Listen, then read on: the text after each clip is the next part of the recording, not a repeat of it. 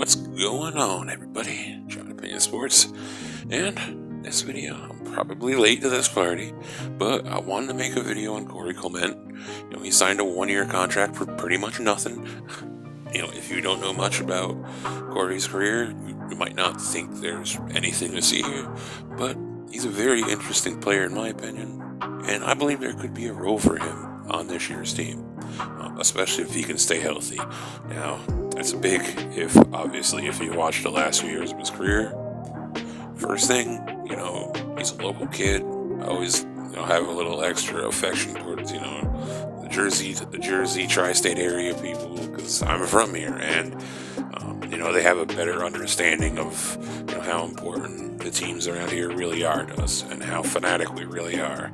But anyways, 2017, Corey Clement made the Eagles roster as an undrafted free agent. He made an instant impact. 84 touches for 444 yards, 6 touchdowns. He was really good. He was really good, catching at the at the backfield, passing. But if you watch the Super Bowl last season, you saw Corey Clement go off, and you saw his talent, and he's definitely a talented guy. In the Super Bowl 52, he had 4 receptions for right around 100 yards. He had, I think, a rushing touchdown.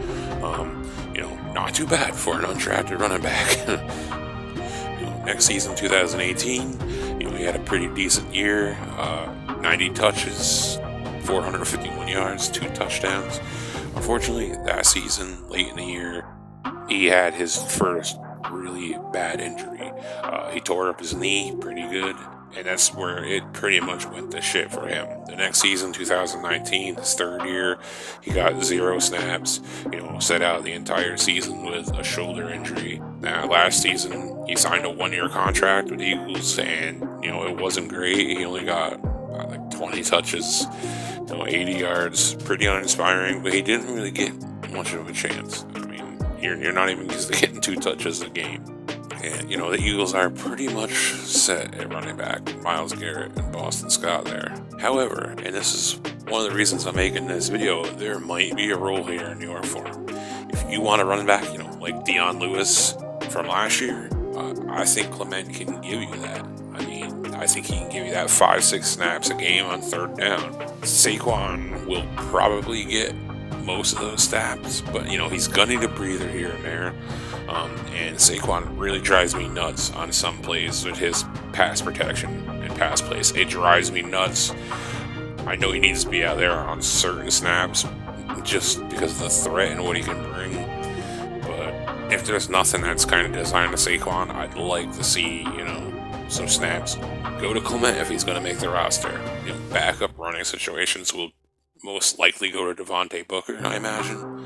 But again, passing downs, I'm completely fine giving Corey Clement a bunch of them.